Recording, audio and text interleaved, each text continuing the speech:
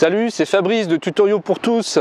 Alors aujourd'hui, je voudrais vous parler de Google Drive. Vous savez, il y a un certain temps, j'avais fait une petite vidéo sur Amazon Cloud Drive pour étudier un petit peu le service d'Amazon et sa formule de stockage illimité, puisque vous savez que cette formule commence à arriver tout doucement en France. Pour l'instant, il n'y a que les États-Unis qui ont droit, mais ça y est, ça commence à arriver tout doucement. En fait, j'ai testé, et si vous voulez revoir la vidéo ou la voir si vous ne l'avez pas vue, vous pouvez cliquer sur le lien qui est en dessous de celle-ci. Donc j'explique ce qu'on peut avoir en fait pour 60 $ par an, un stockage illimité. Alors ça paraît énorme, donc ça vaut le coup d'essayer.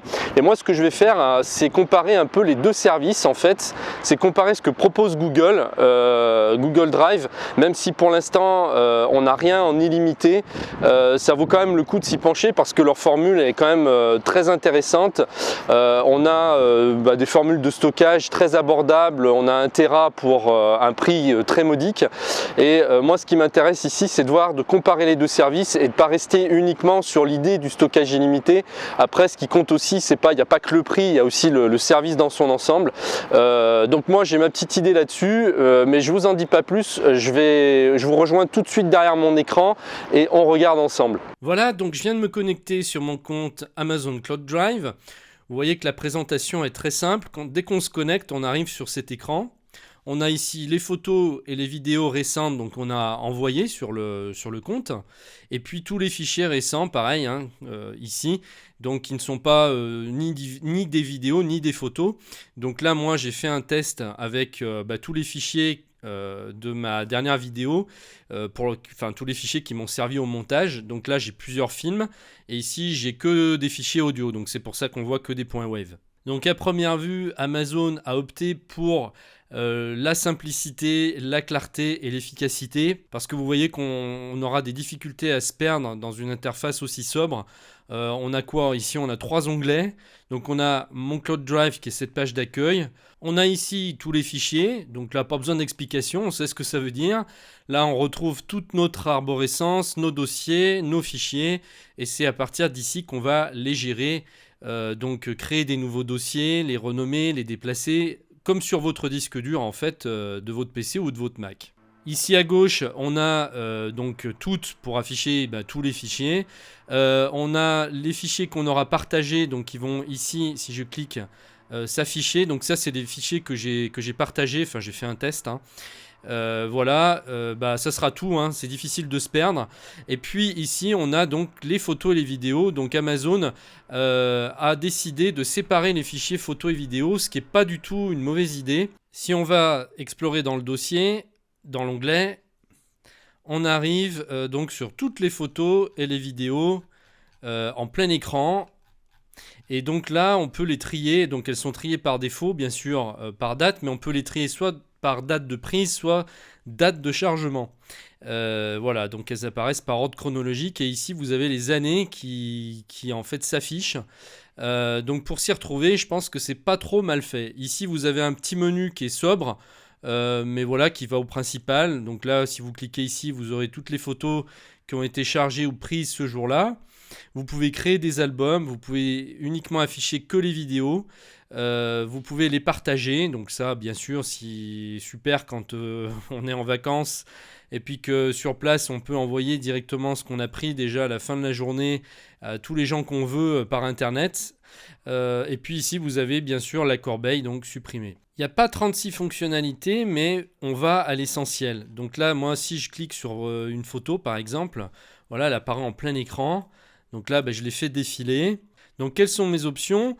Je peux soit modifier la photo, soit l'ajouter à l'album, la partager, ou la télécharger, ou la supprimer. Ici, je vais revenir à l'ensemble de mes photos et vidéos. Donc là, on a exploré à peu près tout ce que fait Amazon Cloud Drive.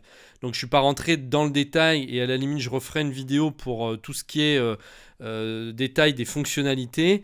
Là, ce n'est pas le but puisqu'on va faire une comparaison après avec Google Drive. Ici, si je vais dans la gestion de mon compte, voilà, c'est pareil, il n'y a pas 36 choses. Donc là, si je vais gérer votre espace, là, j'ai des renseignements sur mon compte. Donc ici déjà le total de mes fichiers. Donc là j'ai chargé pour 6 Go 4 de fichiers sur l'espace. Alors ce que j'ai remarqué, ça je dois le dire, c'est que ça a été très vite pour charger. C'est quasiment un des services les plus rapides que j'ai trouvé, hein. Quand j'ai lancé donc les 6 Go 4 à télécharger d'un coup, ça a mis moins d'une heure. Enfin, je ne saurais plus vous dire exactement combien de temps ça a mis. D'ailleurs, j'aurais dû chronométrer, mais ça a mis moins d'une heure. Ici, vous avez donc le nombre de photos, donc qui est de 72 avec la place qu'elles prennent en totalité. Ici, pareil pour les vidéos, il y a 9 vidéos et pratiquement 6 Go de vidéos. Ici, tous les autres fichiers, donc j'ai 20 fichiers, tout confondus, qui ne sont ni des photos ni des vidéos. Et donc j'en ai pour 380 mégas.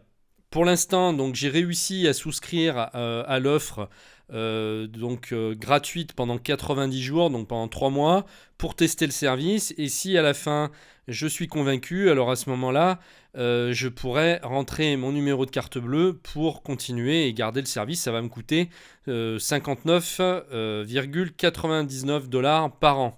Et si je souhaite ne pas continuer, eh bien je clique sur ce lien ici et donc le compte sera fermé ensuite. On me propose donc 2 plans. On me propose d'avoir les photos illimitées. Dans ce cas-là, je pourrais charger que des photos en illimité. Les vidéos ne sont pas incluses. Ça me coûte un prix assez ridicule puisque là on est à 12 $ par an. Soit sinon, eh bien j'opte pour le tout illimité où là j'ai absolument tous les fichiers, les vidéos, les photos sans aucune limite. Il faut savoir, comme je le disais dans ma précédente vidéo sur Amazon Cloud Drive, que vous avez l'offre photo illimitée incluse dans l'offre Amazon Premium si vous êtes un membre Premium d'Amazon. Ma première impression, c'est que Amazon a vraiment voulu privilégier l'efficacité. Je pense que c'est un service qui s'adresse beaucoup aux gens qui font beaucoup de photos et de vidéos, donc même des professionnels de la photo. Ça peut être une bonne orientation de prendre ce service-là, parce que vous imaginez quand même que là, vous êtes en plan illimité. Donc si vous êtes professionnel de la photo, vous allez pouvoir stocker tout ce que vous voulez à l'intérieur. Et si vous faites des photos à partir d'appareils, de smartphones, de tablettes, etc., ça va synchroniser automatiquement tout ce que vous avez fait. Ça va créer des sauvegardes automatiques de vos photos instantanément. Donc là, vous ne pouvez pas perdre votre travail. Et comme on sait que la place est limitée sur les appareils comme les tablettes, on n'a pas beaucoup de place, hein. On s'est limité à 128 Go en général, par exemple chez Apple.